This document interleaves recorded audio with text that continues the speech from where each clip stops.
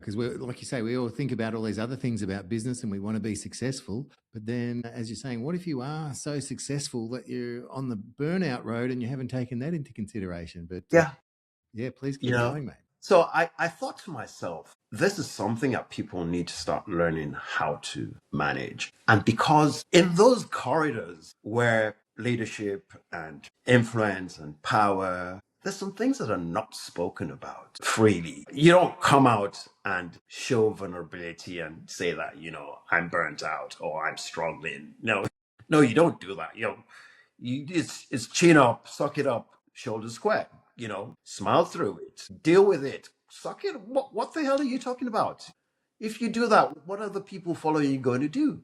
So there's that whole syndrome of you're not allowed to speak when you're struggling. Speak openly. I started to realize that, you know what? This can't be right. We're still human.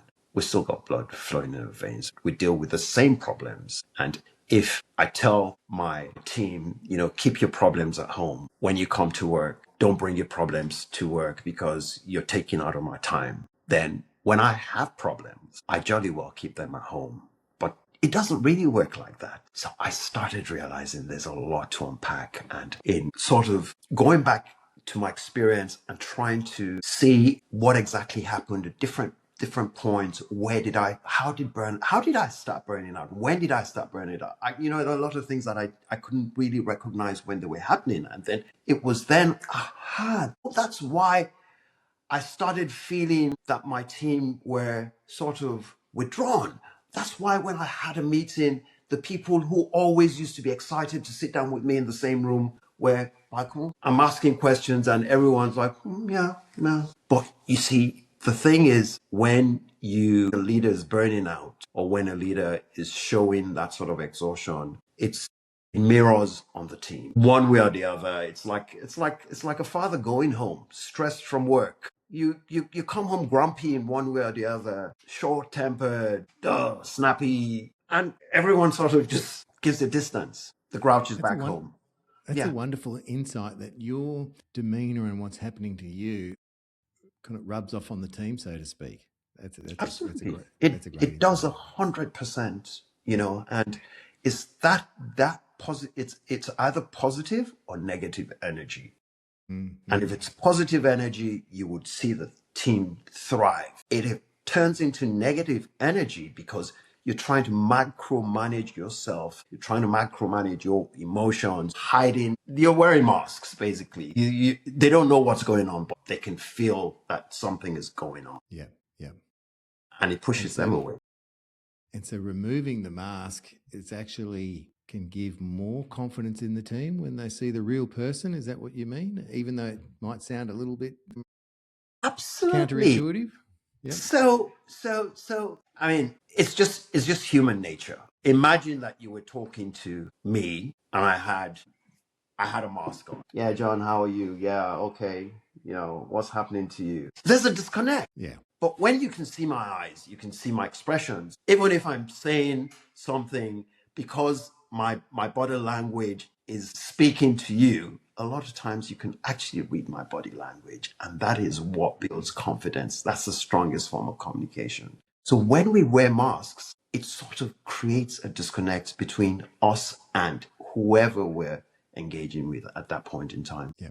And so with the book, what are we going to learn when we read it without giving too many spoilers away? But basically what you learn is through the book, what it really teaches is for you to come out to be your authentic self. It tells life is full of challenges. There's no run without a burn, but it basically teaches you how to be your authentic self. One of the key strains in the book is talking about burnout. And I used it a few times and I use it all the time. When I say burnout it doesn't begin with exhaustion. Burnout actually begins from the constant lies that we tell ourselves that we're fine, because when you think about it, my burnout wasn't from overwork per se. My burnout was from the fact that I was overworked, but I ignored what my body kept telling me about overwork because I had tuned in my mind to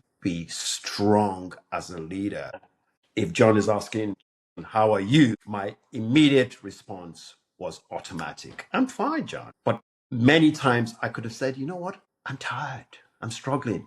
I need to take a break, which is what my body was telling me, but I ignored it. And those, and those were the reasons why I burnt out. Just keep lying to yourself repeatedly, consistently over time. And then your body just goes into, I'm superhuman. I can do this, which is what you're training your body to do. But it's not sustainable. You're dealing with your body and you're dealing with your mind and you're dealing with the reality of the fact that you're human.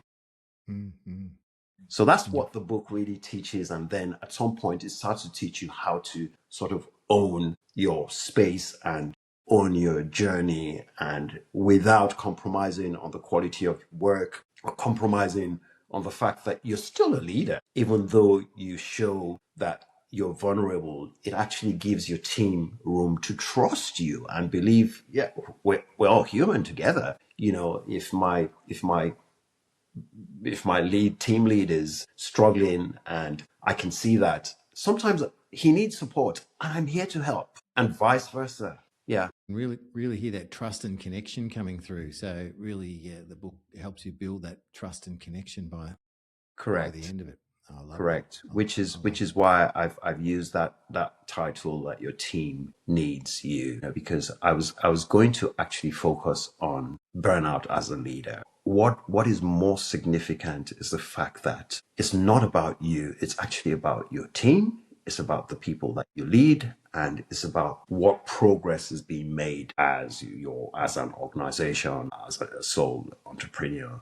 You know, what progress, leaps and bounds are you actually making? And if that's not working, a lot would happen if there's that bond between you and the team, and things just begin to get going. And like you touched on, I can really see how that would also influence your personal life as well. If you're having more trust and connection in the workplace, I'm sure that would translate into your personal life as well. Absolutely. I think overall, one of the things that when you look at what's happening in the world today with social media, with a lot of things that are sort of new in the world today, you'd notice that there's been a complete turnaround in values. There's been a complete turnaround in the way we communicate and the effectiveness of the communication, because technology, yes, it's good. It's got its pluses, but it's also got a lot of negatives where, when I look at my kids today and I look at what I was doing at their age, a lot is driven by tech for them. I was outside playing with my mates and it created huge bonds. My best friends were built outside in the parks, on the streets. Just those memories are lasting, but our kids don't have that again. So it's just connection. Love that. And what did it mean to you to have Buddy Valastro write the foreword? I mean, he's quite well known. I think he's got 5 million in Instagram followers. He's quite well known worldwide. So tell us about how that came about and what that meant to you. I think as a baker, when you reach out to someone who's sort of known your pain and experienced what you're the message that you're trying to get across, it was really quite easy to speak to him and approach him and say, look, hey buddy, I think we met once before. We met at some baking exhibition kind of thing. So that once meeting sort of gave me the opening to be able to approach him a lot easier. And, he was welcoming about the idea. I shared the manuscript with him and he was like, wow, this is my life too. And so I'm happy to do you a foreword just because I understand where you're coming from and I have experienced. So it was good, and it felt really good that he was doing the foreword. Yeah, that sounds great because he had a connection with what you were writing. So it's not just, I'll just write this because I'm famous. Yeah. It's I'll write this because I can really appreciate what Tosan's gone through and understand what he's gone through. That's wonderful. Correct. And so also I know you have been a MasterChef judge. Yeah. We've got a lot of listeners that will be MasterChef watchers. You've got to tell us a little bit about that, Tosan. MasterChef Judge was it's just something that came my way without pushing for it. First, I'm in Australia. There was an opening for a guest judge to come in as a mystery judge for their baking episode. Mm. They reached out to me like, is this something you'd like to do? I'm like, yeah, definitely. And I jumped at it. It was an amazing experience, just going on set for MasterChef Nigeria. It was the first ever season. And for the first time, John, I was on the other side of the fence. I used to be on the side where the pressure sat, delivering cakes and delivering bread. And for the first time, I sat on the other side of the fence and I could actually see a lot clearer and understand what I was dealing with and, my whole story about burning out and why I burnt out. And because I had that experience, one of the flavors that I know that I added to that episode was I actually held space for a lot of the contestants. I would go on the floor and everyone's freaking out. Hold my hands, just hold my hands. Just take it easy. Deep breath, relax. What can you do first? What do you not to do right now? Reprioritize. And so that's essentially what I realized that I was doing unknowingly, unconsciously. I just was holding space for people who were freaking out. Yeah. And it was very interesting. Having that sense of calm, you know what they're going through, you're able to provide good context and as you say, that space to help them and show them what's really important right now. That's I can see how you would be doing that easily, especially with everything you've said. What's through your book, but only because you've lived that journey as well. So it might be easy for you now, but I know you've had to go through that journey. Absolutely. And I'm a strong advocate for what life is one life. A lot of things that we stress about. You wake up the next morning, and sometimes you pinch yourself and you ask, what the hell was that about? Why did I put myself under so much pressure? All for what? So we sometimes we just push our bodies because instinctively that is what we think is the best thing to do. We're always on that mode of speed, just get it done without really stopping to think. Yeah. Stopping to think is where clarity lives. Love that. And I remember working for someone once and I was a little stressed and they said to me, this is many years ago, and they said to me, John, are you going to die? I said, no. I said, are you going to go to jail? I said, no. They said, well, you've got nothing to worry about. Yeah, absolutely. That's it. So in principle, that is the whole idea behind. Why are you killing yourself? Now, I'm not advocating that you be nonchalant or very, laid back. Sometimes you just have to be able to be realistic, first of all, then understand your capacity as a human being and your capability to sort of run through the storm that you're dealing with. And sometimes just be still. I hope while you're listening to this, you can really get a sense of the energy that Tosan provides, because when you meet him in person, you can feel it straight away. And I'm hoping that's translating through the airwaves and through the YouTube video as well, because I have met you in person, so I know what it's like, but I'm also feeling it now, Tosan. And you leave people, or you've certainly left me every time I've met you, feeling, I don't know, just uplifted in some kind of way. Sometimes it's hard to describe. Oh, God. You've got that energy about you, which was a no-brainer when we were thinking about having you on the show, because you're exactly the kind of person that we have on Rise and Thrive Conversations for Greatness. And I ask all my guests a couple of these questions, and so I need to ask you this. What is greatness for you? What is greatness for me? Yeah, what does it mean for you? Okay. I think my perspective of greatness has changed. Mm-hmm. So I'm going to use my new perspective of greatness. Before, greatness for me meant acquisition of wealth, being influential, being up there and being able to control things based on my understanding.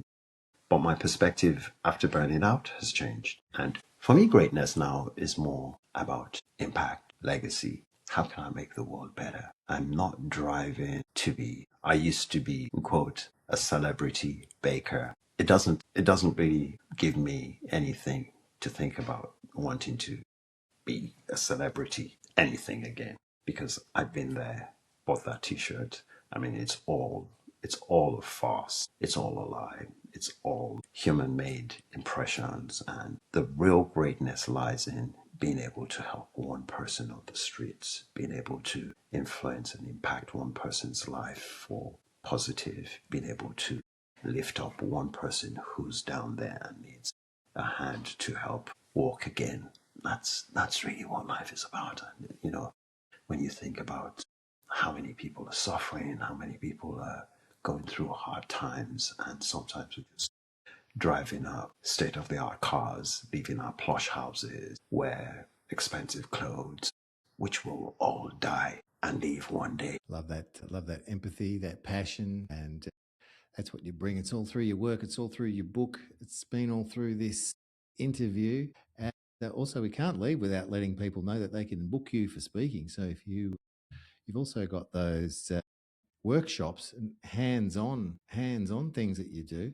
Let's talk about your speaking in those hands-on workshops, because I've seen some pictures of those people. They look like they're having an absolute ball. And I bet you there is so many lessons they're learning along the way. They're either getting frustrated, or they're having success, or they think things are going well, or they've forgotten Correct. something, but it's not the end of the world. All those things that you can get. So love to Yeah, know what happens in your workshops. I've got a series of workshops that I run, hands-on. Some are actually team focused, but basically working around the same message of slowing down, being able to find clarity through that process of slowing down. One of the like quickest things that I do is something that I call the pause and pipe. And it's a very simple task. And you've got two cupcakes. One, you're asked to decorate it in 90 seconds. Mm-hmm. Like, let's quickly go, go, go, go, go. And then you stop. Take a break. Then the other one, you've got a lot of stuff to do. You settle down, think about how you want to decorate the cupcake, and you've got a lot more time. And then you execute both. You've got both cupcakes sitting right in front of you. You can see the results. You can actually determine how you felt after you did the first one and the second one. You can see the results from the first one and the second one. And then the question is left for you to answer. You choose which of those cupcakes would typify your life moving forward. It's your choice. And so we have a lot of things, that sort of delve into the space of baking as a creative outlet, but also digging into how you can slow down and, what are the positives that you take away. So we've got a lot of workshops. And then, of course, there's the speaking, which I do just, to same message about burnout and slowing down and being in that place where leadership is not about pushing yourself to the point where you're exhausted and almost dying. Your well-being comes first. For you to be a good leader, you have to look after yourself first. You can't give what you don't have. So we do run a lot of workshops, and there's a lot of messaging around that. Everything can be found on my website. That's letsbakeit.com, isn't it? That is it. Letsbakeit.com, and you can see what Tosan has there to offer. And if that resonates with you, go for it and do his workshops, book him for speaking, read his book, all the things, because you'll only be better for it. And I love your branding too, mate. I love that deep. Yeah, I'm suits a you so guy. well, and I think you've nailed the branding there, mate. Nailed the branding. And the other question, just before we go, that I always ask is, when you need a bit of an uplift, and what would be the song that you put on to uplift your mood, to get stuff done and be happy about it? There's a song I would say, the easiest one I can think about is William Farrell, Happy. Yep. Yeah, there's a no-brainer. If you listen to that song and whatever mood you're in, Yeah. you've got to change it. Yep. Yeah, because it just reeks of happiness. Yeah, that's it for me. All right. Love that one. Love that one. Now, is there any questions that I haven't asked you that you wish that I had asked you? I've never had to answer this kind of question, but is there any question that you could have asked me? I can't think of anything. Possibly, Yeah, go on, yeah. possibly yes. Possibly yes. And what would that And be? the question would have been around how did I manage my personal challenges with coping with work and living with clarity and being on top of everything that I needed to do. All right. Well, how do you? How did I? Well, I do it well now, but I didn't do it then. And basically, what I discovered over time, and I was talking about, challenges, personal challenges, and bringing them to work or not bringing them to work. And you see, the thing I noticed is that when people are dealing with challenges that are very personal, it touches on emotional. And a lot of times you take that, it's dark. Nobody sees it, but it's there. And it's the same heart that you lead with at home, on your personal life. It's that same heart that you bring to work. You don't have two hearts. And so I only started to manage when I started to be able to be honest with myself. And sometimes if I'm dealing with something, John, if you and I have a work relationship and I'm having a hard time, I'm going to be honest with you. I may not tell you all the nitty gritty or all the gory details, but I'll tell you, I'm struggling at the moment. I do have a hard time at home, or blah blah blah blah, and that sort of, it creates a platform for less expectations, where you're saying, yeah, Tosan's dealing with it. I understand. Okay, we'll give you some time. And so that is something that I think we need to do more in the workspace, where people feel free to speak about what they're dealing with, not in detail, but so that there can be some sort of room to reduce the pressure, because that demand where someone feels that if I don't show up to work, or if I don't deliver on what I'm meant to deliver, it will tell on my performance and my KPIs and this and that, and I will be judged on that. Those are the things that actually cause people to burn out. Fair enough, Tosan. So, Rise and Thrivers, your team needs you is the book. You know how to reach out to Tosan if you need to via his website, letsbakeit.com. Love that. And it's been an absolute pleasure having you on the show. I love how real you are, how empathetic you are, and I love how that translates. Thank you so much for being on the show today. Thank you so much, John. You're a legend. Talking to you, talking to you has been equally very easy for me, and I think sometimes I had to pinch myself, like, you're not in your living room, keep quiet, don't say that. It's sort of been really easy for me to talk to you. We're just having drinks together. So thank you for making it super easy to talk. An absolute pleasure, mate. As you can see, we're kind of fanboys of each other, and I love that. All right. Until next episode, we will see you around. All right. Thanks so much, John.